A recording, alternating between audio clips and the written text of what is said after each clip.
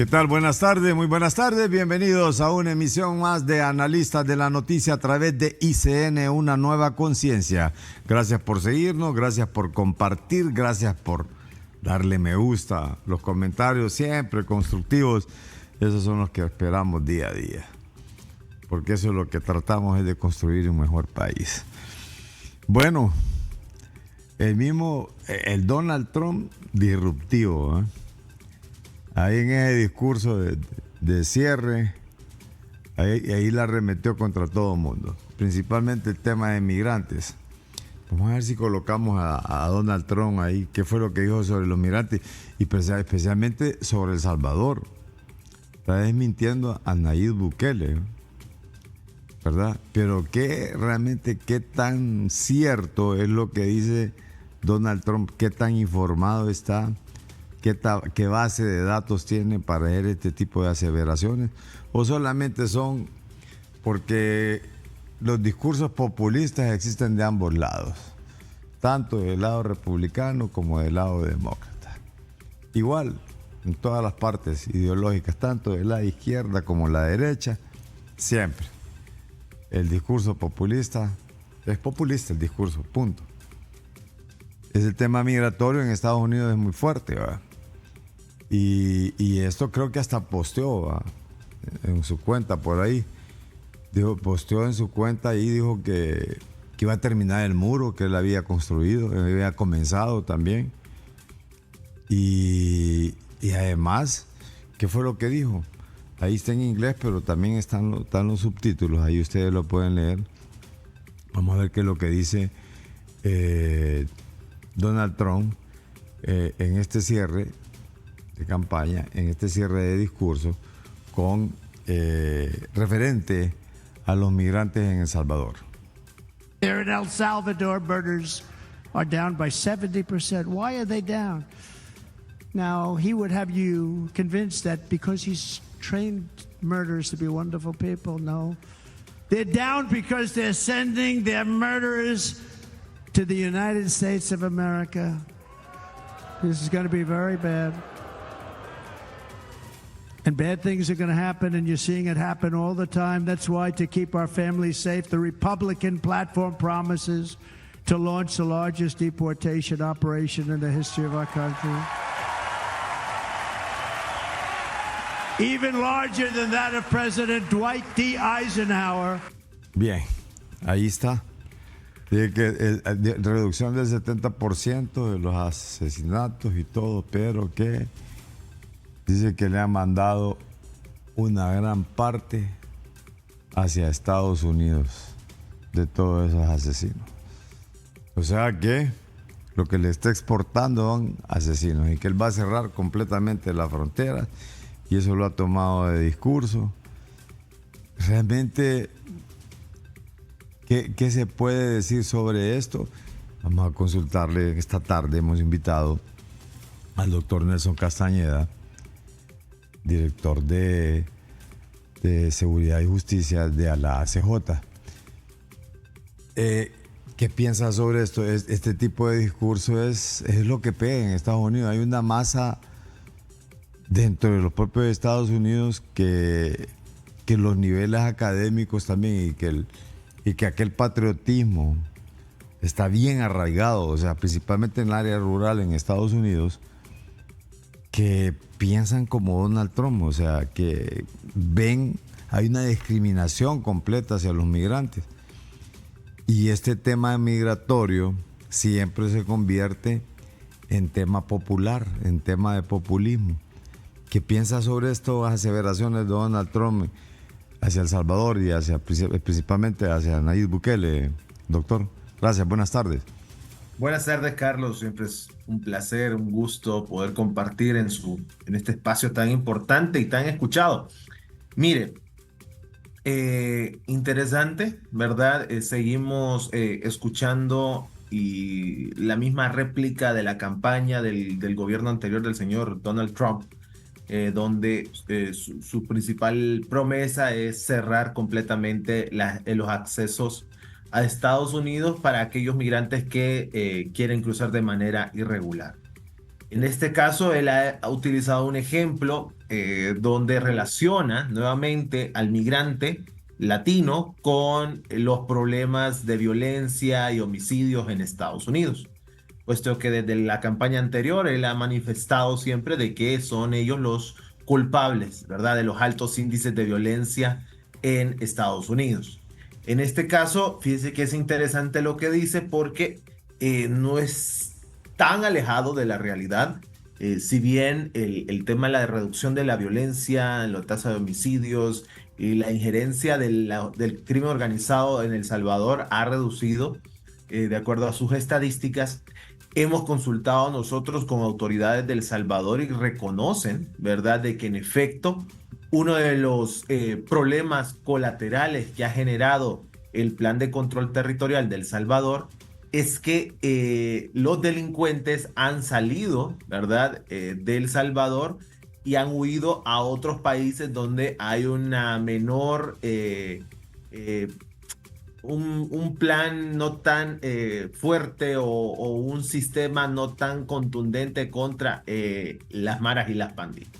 Y hablamos de que muchos de estos miembros activos de estas bandas criminales se han asentado en Honduras principalmente y en Guatemala, ¿verdad? Donde en Guatemala, por ejemplo, están reportando una gran cantidad ahora de extorsión y secuestros y sicariato, que ya habían reducido un poco el tema de esos índices o esos fenómenos, y están volviendo a resurgir, y las personas que están siendo capturadas o que han entrado dentro de los vínculos de la investigación son personas con nacionalidad salvadoreña.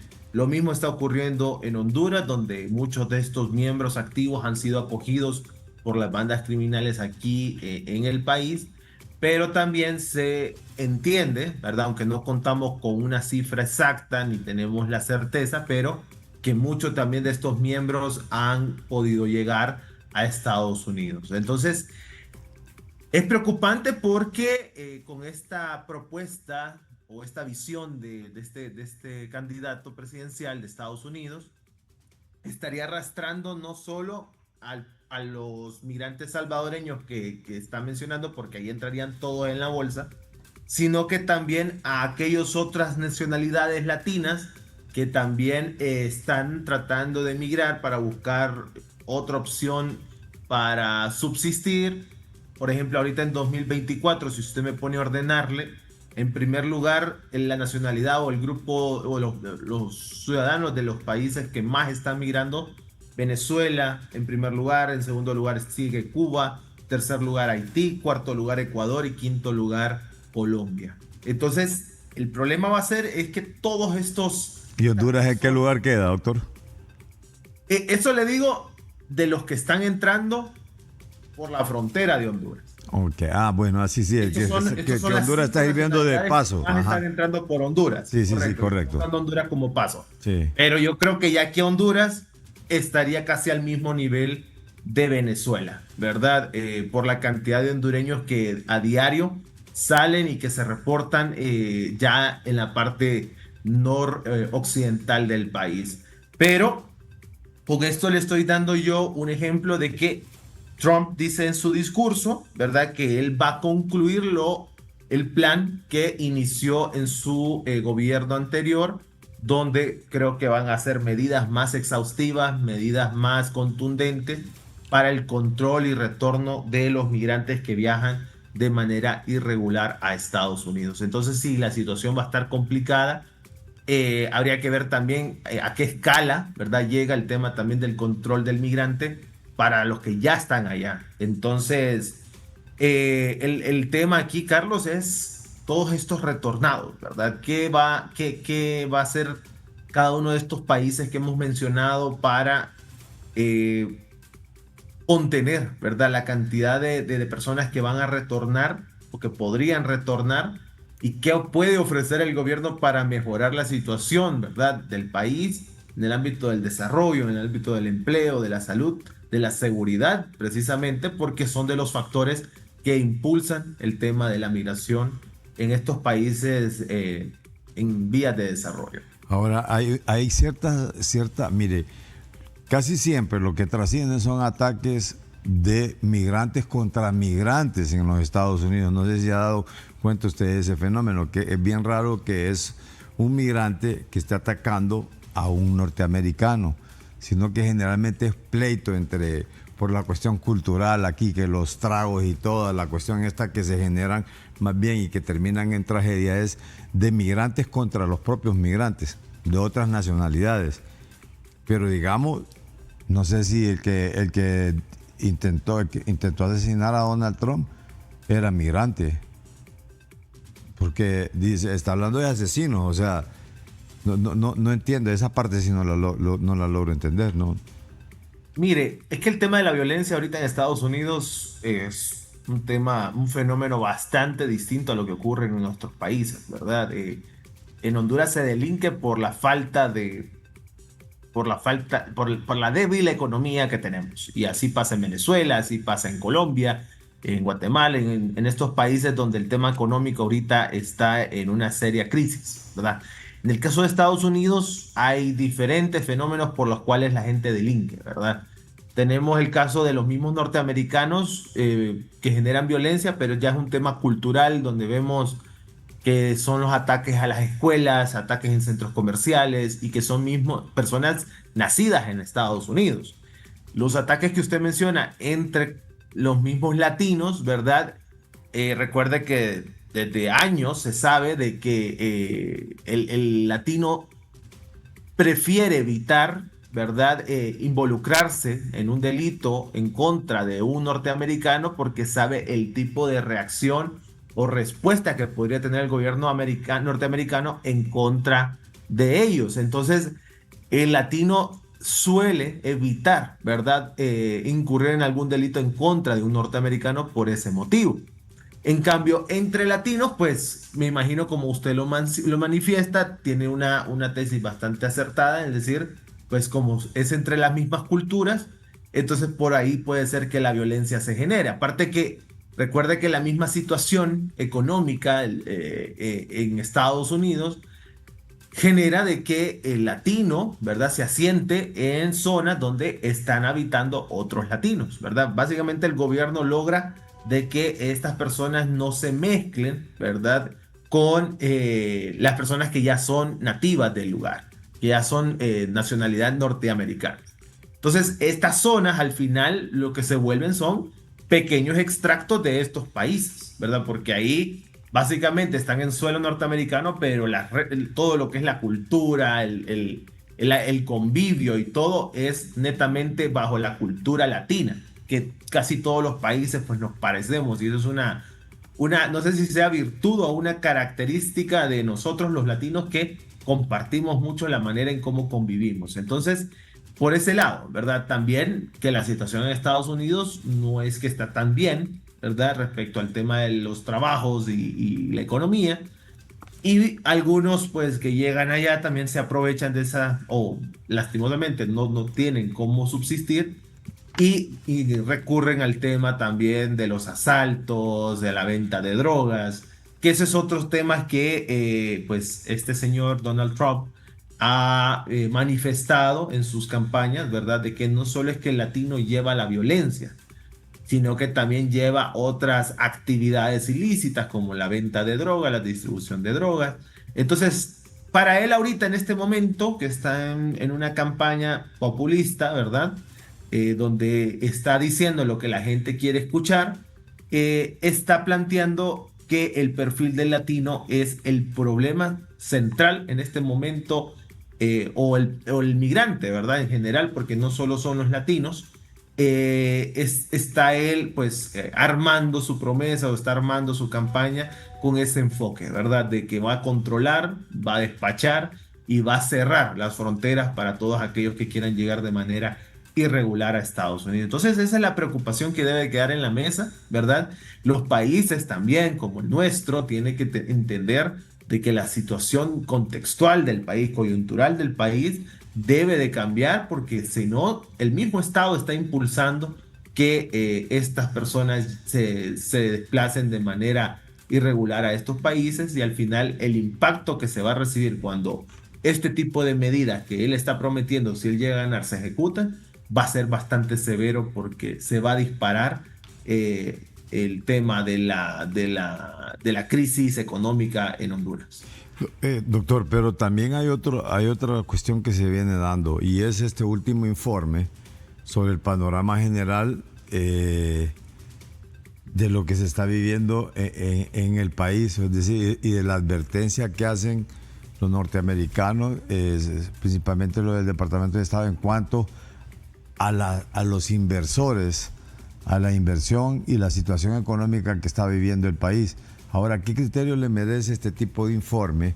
Aquí la defensa es que dicen que se refiere a los últimos 12 años de la narcodictadura, que eso no abarca a este gobierno, pero en realidad el informe es en general sobre la situación que se está viviendo en el país, y de acuerdo a lo que plantean es precisamente eso, pues que no es un clima tan halagüeño, tan favorable para la inversión, que hay mucho problema. O sea, prácticamente, no sé, por un lado en El Salvador el embajador norteamericano está llamando a la inversión a El Salvador, a los estadounidenses a que inviertan en ese país, y aquí en Honduras está surgiendo un informe que es completamente adverso a lo que está ocurriendo en El Salvador. ¿Qué nos puede decir al respecto?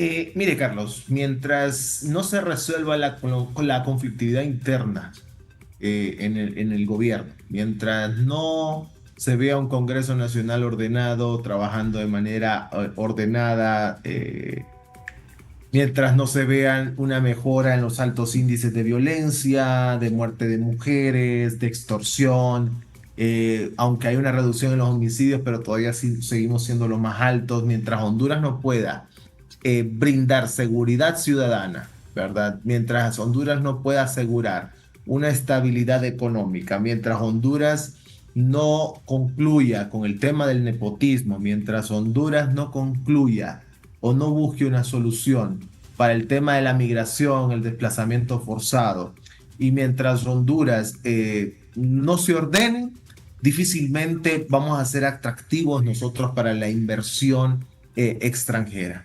Ese es un problema, ¿verdad? El problema, yo, pues desde mi campo de expertise, le puedo decir que la seguridad es uno de esos ingredientes que lamentablemente impiden que la inversión extranjera se pueda interesar en poder invertir en Honduras.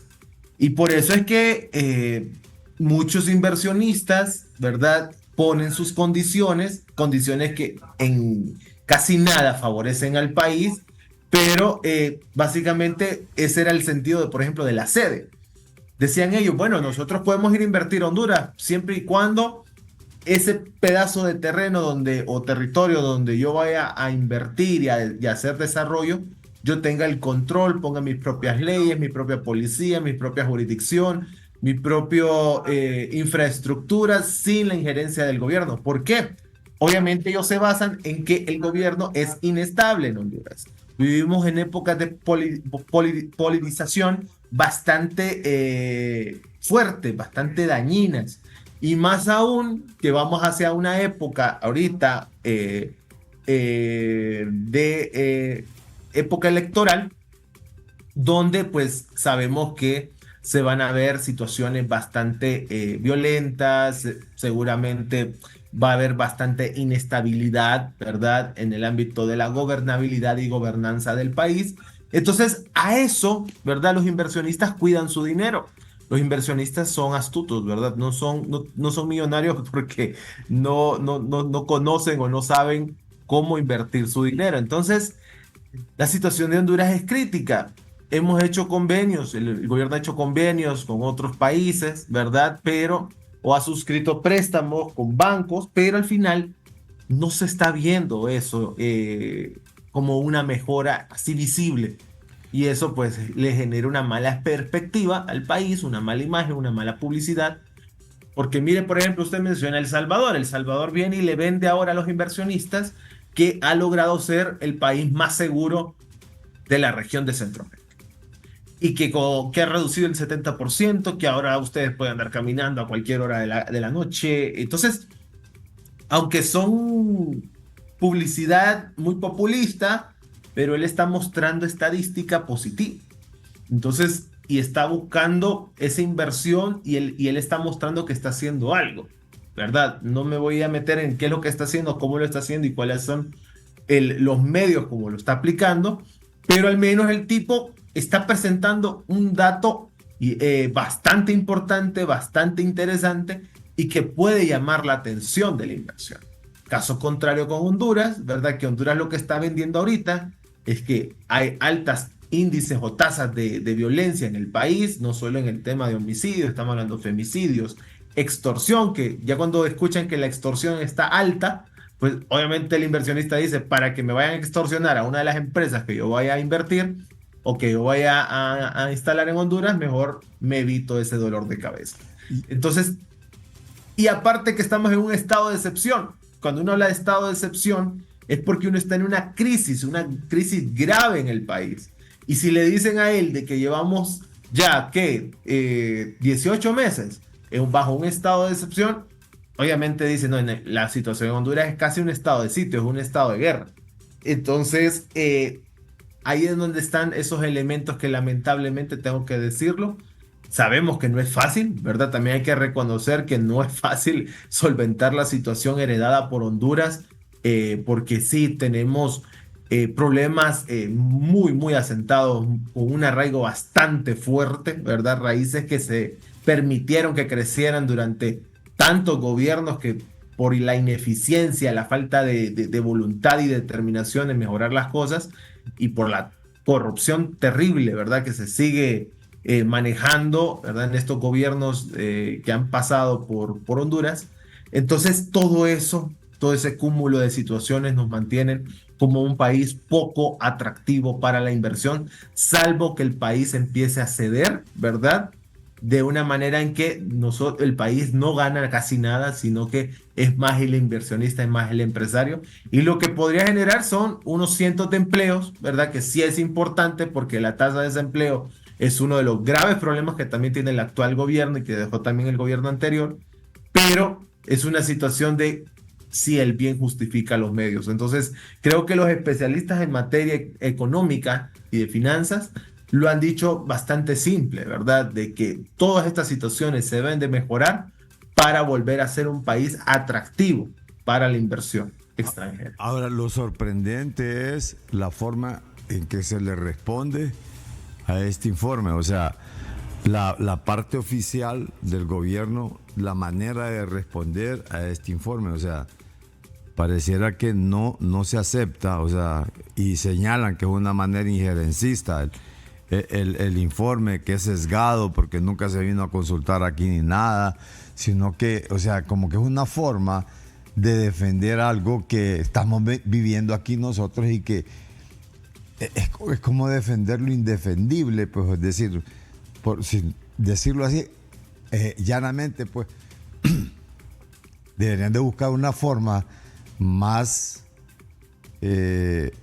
como más afable de recibir este tipo de críticas y de tener otra manera de responder. Bueno, me parece que eso es una forma elegante, deberían de buscarse, de cómo más bien vengan a ver cómo nos ayudan o qué podemos hacer, o sea, buscar otro tipo de recomendaciones, pero me parece que es un poco, no sé usted si ha visto la narrativa, cómo responden ante este tipo de críticas y que luego que culpan a los propios Estados Unidos de no hacer nada por Honduras para atraer la inversión, y he escuchado a varios ministros quejarse de eso.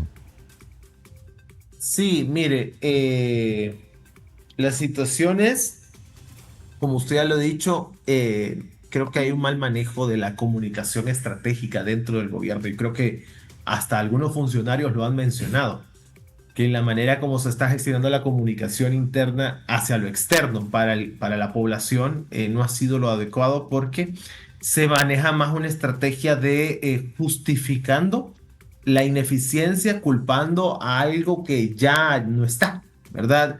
Si bien recordemos que cuando una persona quiere optar un cargo de elección popular, el sentido lógico es que esta persona sabe, en primer lugar, cuáles son los problemas que se van a heredar cuando esta persona llegue a esos puestos de poder y de decisión.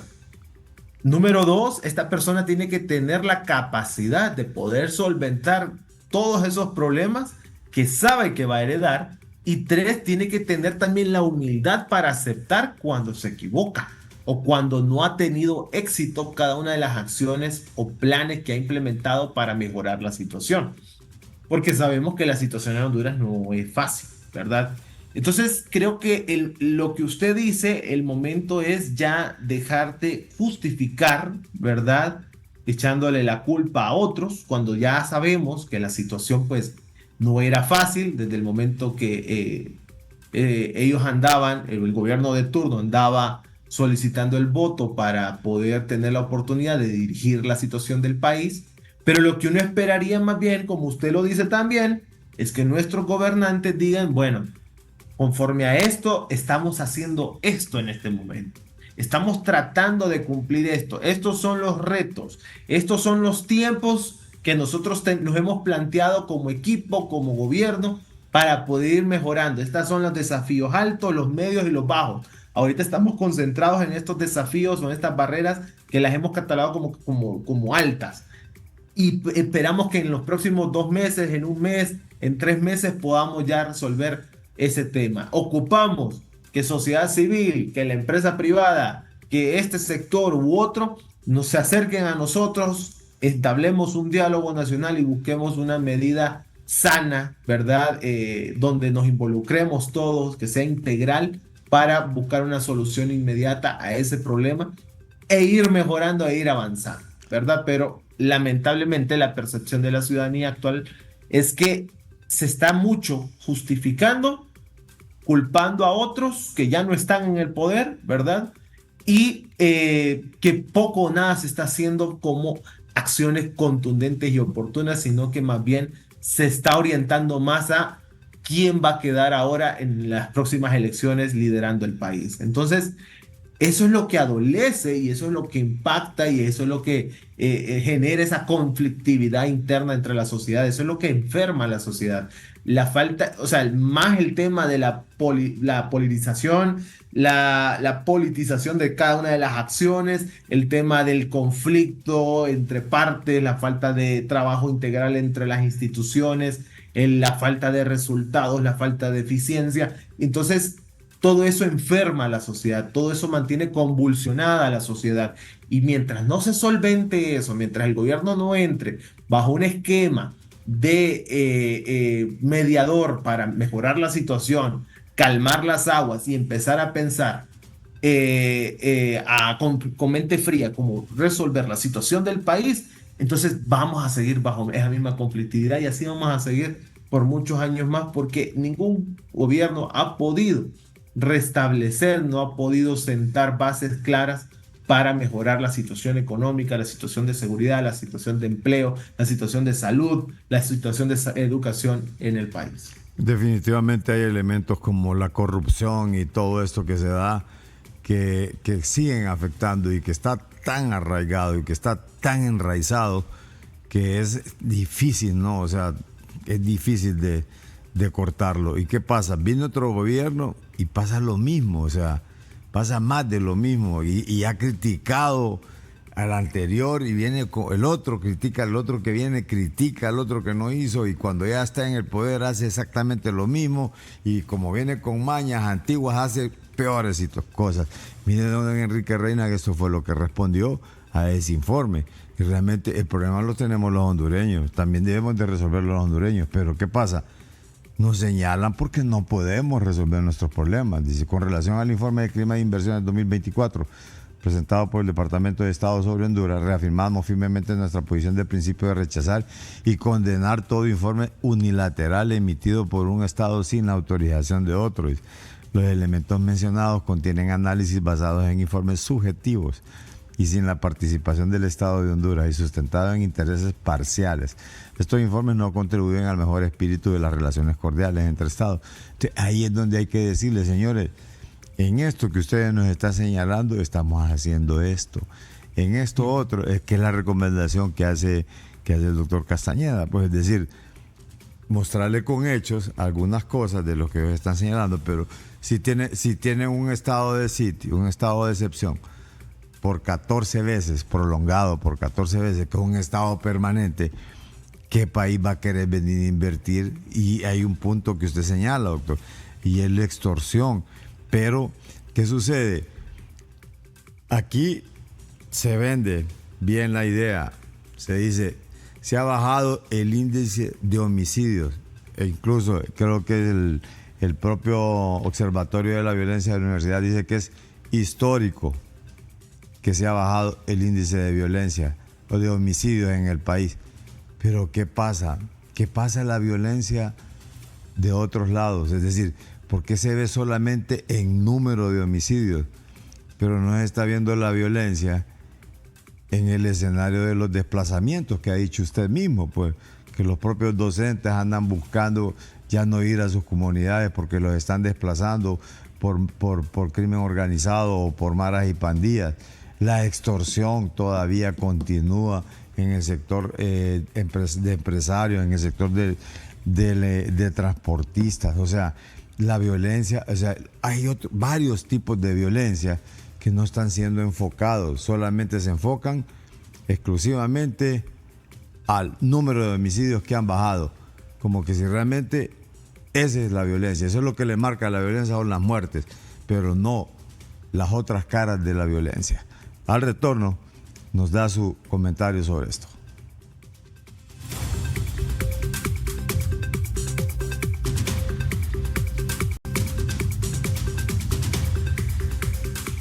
Doctor Nelson Castañeda, continuamos con este análisis. ¿Qué pasa con las otras caras de la violencia? ¿Por qué enfocarse solamente al índice de homicidios? Mire, nosotros siempre sí hemos sido bastantes,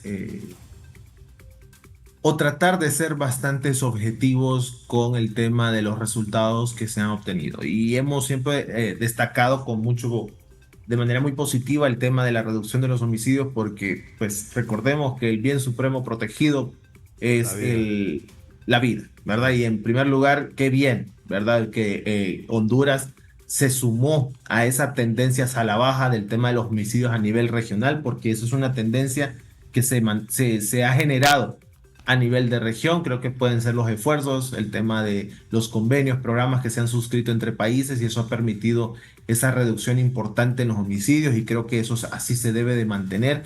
Y ojalá que esa promesa que hacen las autoridades de la Secretaría de Seguridad de que se va a reducir aún más para este año sea posible, ¿verdad? Y que esa estadística sea real y que se pueda sustentar. Y por eso es que hay organizaciones o instituciones como el Observatorio de la Violencia, ASJ y otras, ¿verdad? Que también continuamos con ese monitoreo para asegurarle a la población y respaldar esos resultados que obtenga el gobierno respecto al tema de la seguridad. Ahora, pero lo que sí preocupa son esos fenómenos que resurgen, esos fenómenos que se repuntan y esos fenómenos que golpean severamente al ciudadano. Si bien ha habido una reducción importante de homicidios, pero vemos que hay un aumento bastante crítico en el tema de los femicidios, las muertes violentas de las mujeres. Honduras catalogado como el país más violento contra las mujeres a nivel mundial en el año 2023. Entonces son noticias que lamentablemente se dicen, se venden, se publican, se replican, que llegan a aquellos que tal vez tenían algún interés de invertir en Honduras, pero cuando se escucha, y lamentablemente usted pregunta en otros países qué piensan de Honduras, y lo primero que le van a decir, país donde matan mujeres, país donde hay extorsión, donde hay corrupción. Entonces, la estrategia clave para mejorar la imagen del país es ir trabajando en esos fenómenos que nos tienen muy mal parados, ¿verdad? A nivel internacional. Con el tema de la extorsión, donde sale la presidenta diciendo, en efecto, la extorsión ya es incontrolable. Reconocemos que el sector transporte, el sector empresarial, son los que están siendo mayormente afectados por el tema de la extorsión. Entonces vamos a declararle la guerra a la extorsión y vamos a implementar un estado de sitio, un estado de excepción para poder mejorar la efectividad que le vamos a ofrecer a los ciudadanos hondureños por esta situación. Pero el tema es que esas medidas se esperan que no sean medidas que transcurran a un largo plazo. Se esperaría que en un corto plazo usted ya tenga resultados si usted está suspendiendo derechos y garantías. Entonces, vuelvo y repito, un ente internacional, un inversionista o una persona promedio en otro país ve que en Honduras hay una tasa de homicidios todavía alta, hay una noticia o hay una línea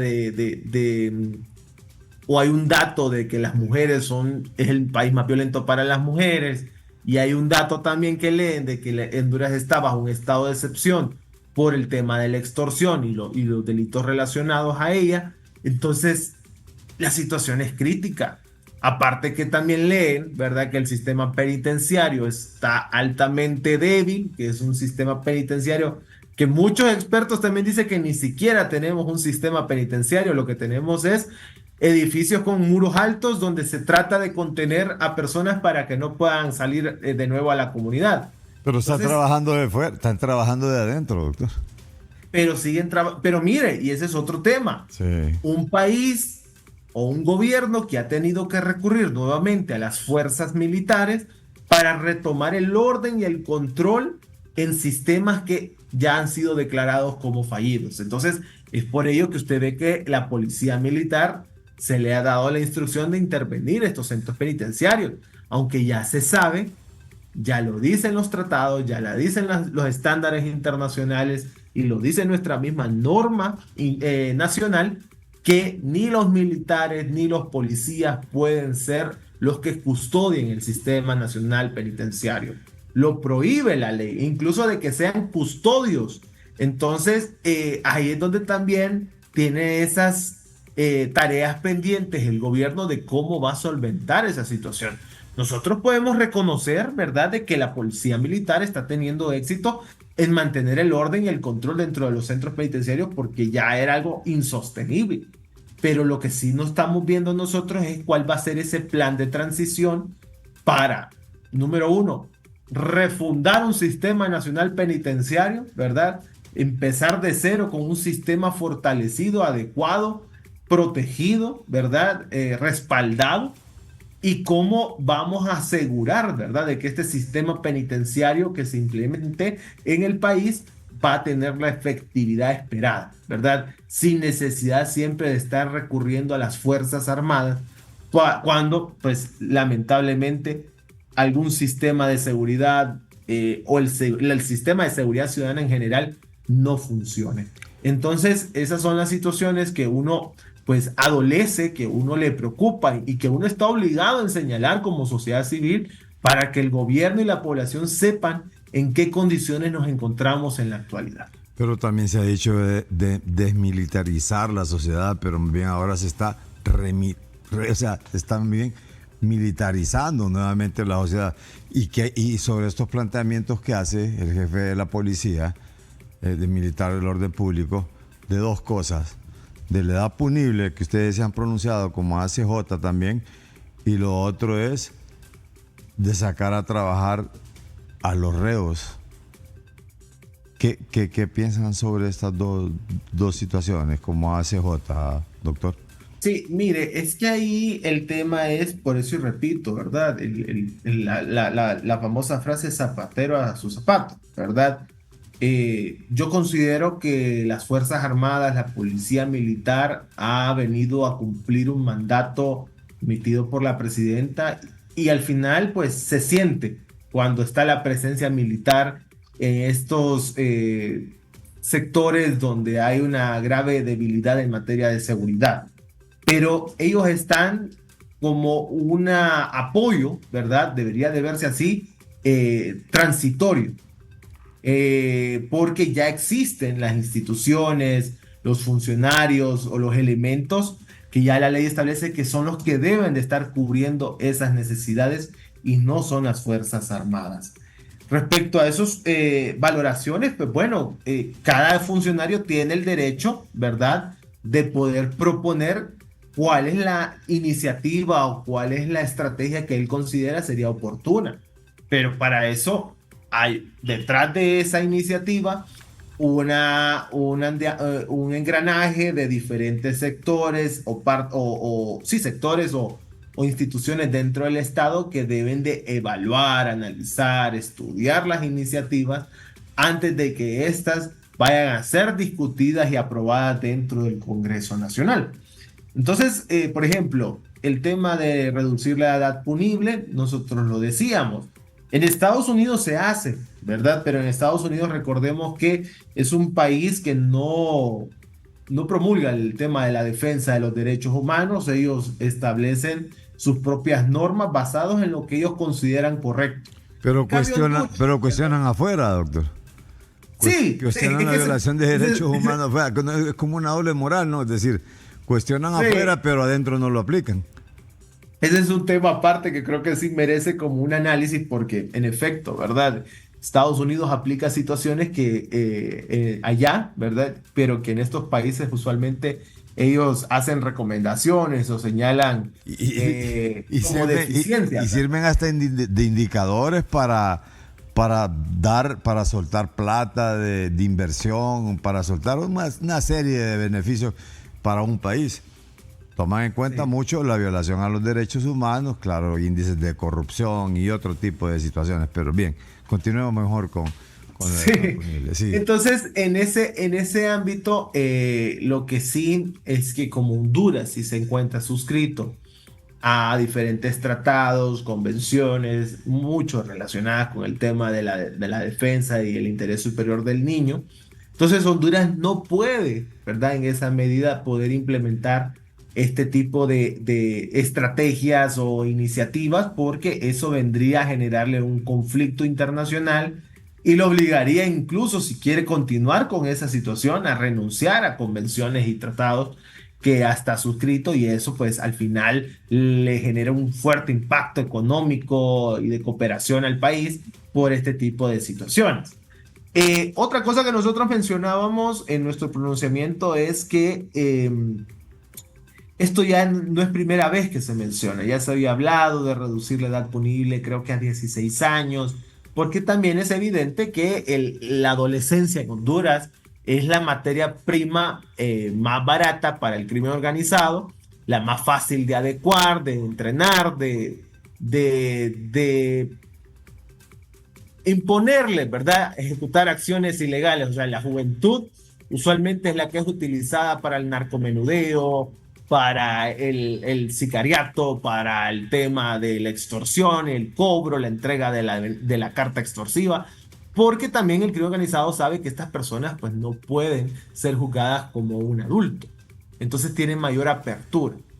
Pero es una situación de contexto de país, un tema coyuntural, que también es algo que el gobierno ha desatendido, y no el gobierno actual únicamente, sino que esta es una herencia que hemos tenido por años, por siglos, por décadas, perdón, donde Honduras se ha desatendido de los factores de cómo alejar a la juventud de la violencia, cómo alejarla del crimen organizado, cómo alejarla de estos fenómenos que al final los arrastran y lo que están volviéndolos es personas que no le suman a la comunidad, no le suman a la sociedad.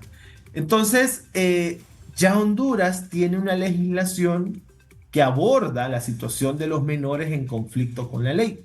Ya tenemos nosotros un sistema de justicia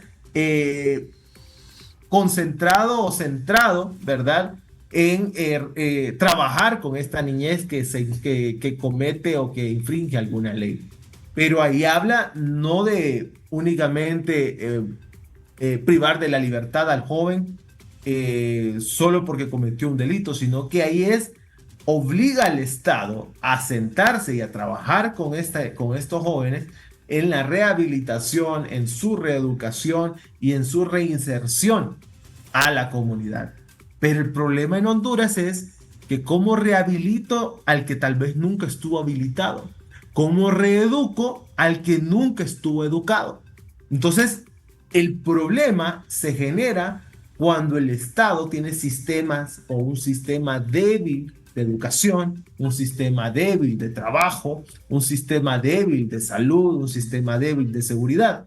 porque al final se están desarrollando en ambientes violentos, en ambientes de pobreza, muchos jóvenes que lo único que conocen o lo único que reconocen es que lo bueno es delinquir o que es normal hacerlo.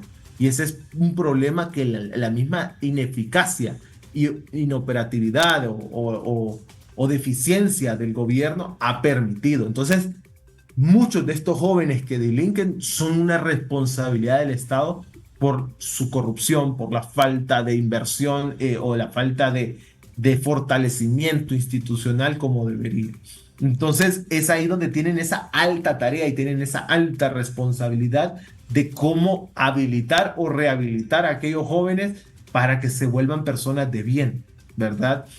Sí. Y aparte también, Carlos, cuando el CONADE se manifiesta respecto a este tema, es interesante ver que el porcentaje de jóvenes, adolescentes, menores de 18 años que están involucrados con delitos relacionados a este tema de graves, ¿verdad?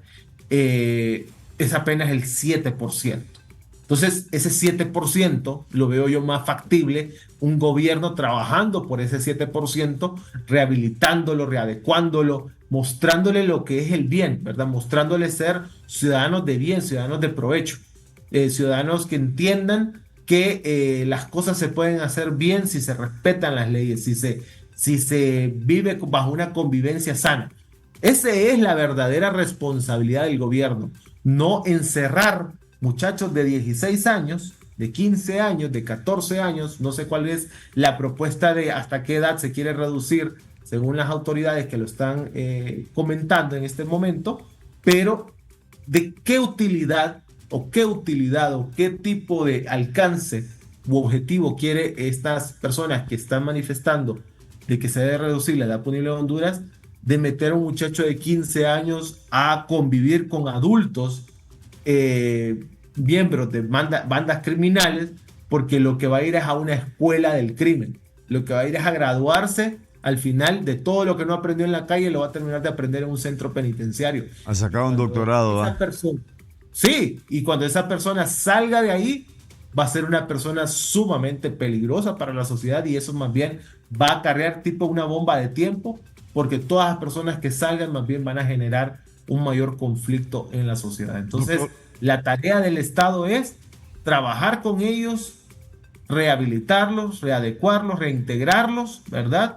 Y garantizar su protección y bienestar, porque al final, como le digo, directa o indirectamente, es una responsabilidad del Estado garantizar su protección y bienestar. Ustedes han hecho críticas, han hecho estudios, pero también hacen planteamientos y recomendaciones de los señalamientos que hacen. ¿Qué ha pasado con esa situación actual de este sistema integrado de identificación balística en el país? ¿Cuáles han sido las recomendaciones? Y nos comenta un poco en qué consiste también, cómo está la situación de este sistema integrado de identificación balística, por favor. Sí, no, mira, ahí rápidamente le comento, desde varios sectores, ¿verdad? Estamos preocupados por la situación de violencia en el país, pero también estamos preocupados por la falta de eficacia, ¿verdad? En las acciones que se están adoptando, porque es bastante preocupante el número o cómo ha decaído el número de requerimientos fiscales y cómo ha recaído el número de sentencias condenatorias por delitos relacionados al uso de las armas de fuego. Estamos hablando de los homicidios, los femicidios, ¿verdad? Que el 70% de los homicidios en Honduras son perpetrados por armas de fuego, así como lo establece el Observatorio Nacional de la Violencia. Entonces, en ese sentido, nosotros pues acudimos a un grupo de expertos que conocen a profundidad este tema del sistema, este sistema IBIS, ¿verdad? Para determinar por qué en Honduras no está funcionando, porque de acuerdo a la información que hemos recibido, desde hace 5 años este sistema no ha operado a un óptimo nivel, y en los últimos 2 años o 3 años literalmente el sistema está fuera de servicio por el tema de falta de pagos. ¿Desde hace Cuando hablamos cuánto? de falta de pago, ¿perdón? ¿Desde hace cuánto están fuera de servicio? Según lo que establecen, hace 2 o 3 años está totalmente fuera de servicio, sin ningún tipo de utilidad. Anteriormente no estaba funcionando, pero todavía se podían utilizar algunos servicios dentro del sistema.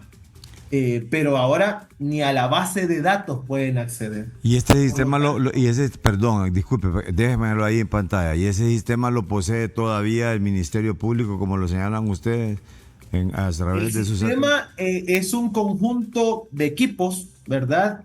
Que ya se compraron en el 2018 por el Estado de Honduras y fue comprado para el Ministerio Público y fue comprado para la Policía Nacional, que, Sí. o sea, de paso, uno se pregunta, ¿y por qué no solo lo tiene la policía, lo tiene la DPI, que es el ente investigador del Estado?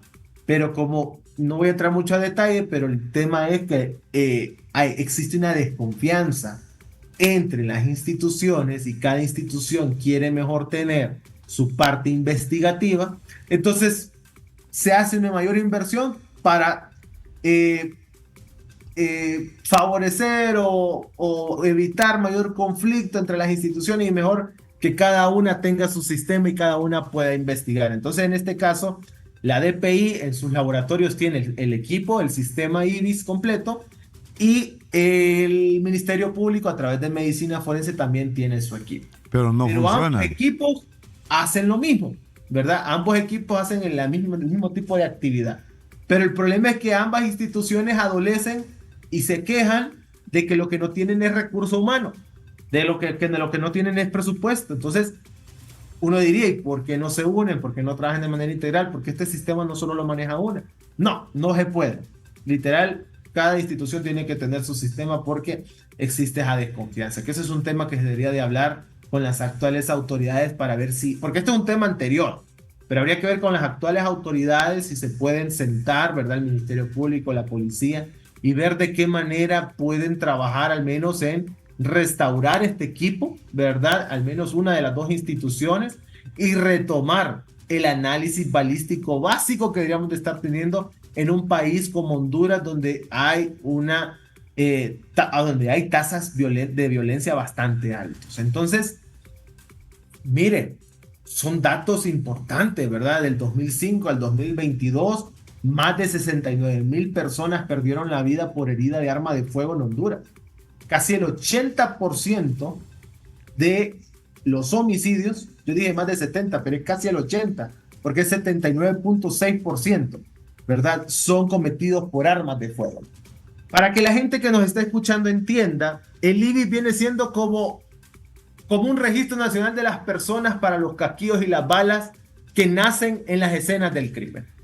Vienen las autoridades, viene la policía, ¿verdad? Levanta el casquillo, levanta la bala, ¿verdad? Que se encuentra, o medicina forense saca la bala de alguna autopsia y esta bala o este casquillo es registrado en este sistema y ahí se le da nombre, apellido, fecha de nacimiento, básicamente, para que entendamos. Sí. Entonces ya está registrado ese casquillo, ya tiene nombre, apellido, cuándo nació, dónde nació. Una vez que ese casquillo ya está totalmente identificado con todos los datos que se pudieron recopilar en la escena, incluso si ya fue alguien detenido infraganti, ya se sabe quién es el que andaba el arma, quién disparó y todo lo demás. Cuando usted ingresa ese casquillo al sistema, el sistema le va a decir si ese casquillo tiene un vínculo o una relación con otro casquillo que se haya encontrado en otra escena en días, meses o años anteriores. ¿Qué es lo que le produce eso? Un análisis criminal, un análisis balístico. Entonces usted dice, este casquillo encontrado en tal colonia, hoy se relaciona con un casquillo que fue encontrado hace un año en otra colonia cerca de donde estábamos hablando. Entonces, si ya hay un detenido, ese detenido se le podría vincular o investigar o ampliar la investigación del por qué ese casquillo o esa arma que él utilizó también pudo haber sido utilizada en esa otra escena del crimen de años anteriores. Eso es análisis, eso es investigación criminal y eso no lo tenemos en Honduras. Lo que se está usando actualmente es en casos puntuales el uso de microscopios, ¿verdad? Que dicho sea de paso, dicen los expertos, que muchos de los microscopios posiblemente están descalibrados, que no están dando resultados positivos o resultados acertados. Y eso es a la vieja usanza, o sea, hemos retrocedido hace 20 años atrás de cómo se hacía el análisis balístico. Entonces, un país como Honduras, donde hay una gran inversión en materia de seguridad, en materia de investigación, como lo vemos nosotros en el papel, no debería de estar con esas debilidades tan notorias en el ámbito de la investigación. Doctor. Sabemos, ¿verdad? Y eso es positivo, que autoridades de la Secretaría de Seguridad, o creo que más la Policía Nacional, están sumamente interesadas en volver a reactivar este equipo que ya tiene creo que 13 años de antigüedad, pero dicen ellos, todavía es un carro que funciona. O sea, es una herramienta que realmente pudiese llegar hasta el fondo de una investigación, e identificar a responsables en algún momento para esclarecer algunos crímenes. Exacto. En pocas palabras, eso es. Ahora bien, ustedes han publicado un manifiesto donde hay diferentes sectores de la sociedad civil que están pidiéndole a las autoridades reactivar exactamente ese sistema. Ahora, ¿cuál ha sido la respuesta hasta el momento? ¿Ha habido alguna respuesta o están esperando que se sumen más organizaciones para hacer la petición misma? Fíjense que la idea de este manifiesto y el contenido del mismo que vamos a publicar ya nosotros no tiene un alcance, un objetivo de ataque. Ajá. Creo que eso es importante destacarlo, Carlos. La intención de este manifiesto es haber reunido a personas en el ámbito nacional, expertas en materia de criminología, criminalística, psiquiatría criminal, psiquiatría forense, personas del medio también, de los medios de comunicación que dan mucho seguimiento al tema de seguridad, abogados penalistas, con el afán de que estos manifiestos los vamos a entregar ante las autoridades competentes, las autoridades que tienen estos equipos en mal estado, presentarles ahí también recomendaciones que tenemos nosotros o que estamos presentando nosotros, ¿verdad? Que fueron recopiladas y que se tomen las mejores decisiones, ¿verdad? Al final es recomendar que se adopten o que se incorpore o que se ejecute ya un plan de acción para rehabilitar estos sistemas básicos de investigación. No es posible que en Honduras, ¿verdad?, estemos un año sin cámaras del 911. No es posible que en Honduras estemos 5 años sin el uso adecuado de un sistema integrado de identificación balística. No es adecuado estar en un país donde hay altos índices de violencia, que no se cuentan con la cantidad de fiscales, jueces y policías necesarios para hacerle frente a la problemática de la criminalidad.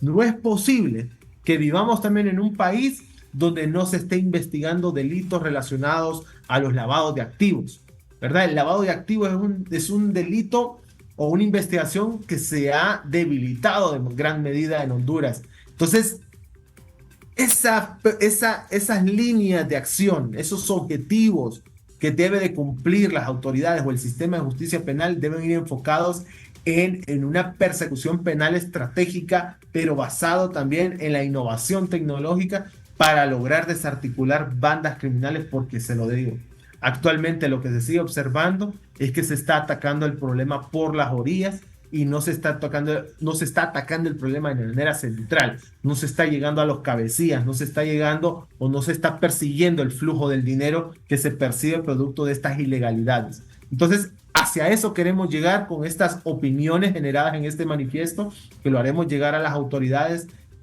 Muchas de estas autoridades nos han abierto las puertas, eso también es positivo, ¿verdad? Cuando las autoridades le abren la puerta a ciudadanos, a organizaciones, instituciones que están preocupadas por la situación de violencia en el país, y esperamos que de manera conjunta podamos apoyarles para que aquellos nudos, ¿verdad?, administrativos que están impidiendo que este sistema se reincorpore y se restablezca, puedan también tener la voluntad y la determinación de brindar la colaboración suficiente para que este sistema vuelva a funcionar y funcione de manera óptima. Y ya va a ver usted cómo vamos a tener mejores resultados en la investigación criminal. Bien, como no, muchas gracias, doctores. Vamos a estar pendientes también de ese manifiesto y esperamos pues que las autoridades lo tomen a bien, o sea, que no lo tomen como una crítica, sino que lo tomen como una recomendación que realmente va a contribuir a esclarecer y de repente a disminuir esa cantidad de crímenes que quedan impunes en el país. Muchas gracias, doctor, muy amable.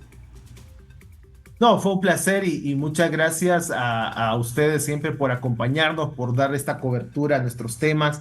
Y al final, pues, son los medios de comunicación los que al final tienen esta responsabilidad de informar, educar a la población, ¿verdad? Y que las autoridades también lo perciban como una manera de que esta no es un ataque, sino que es una presión sana para mejorar la situación, porque queremos que la situación mejore, queremos que ellos tengan éxito para que la situación del país sea distinta a lo que estamos viviendo en la actualidad. Así que muchas gracias nuevamente, Carlos, y feliz día. A la orden. El doctor Nelson Castañeda, aquí en Analistas de la Noticia. Buenas tardes.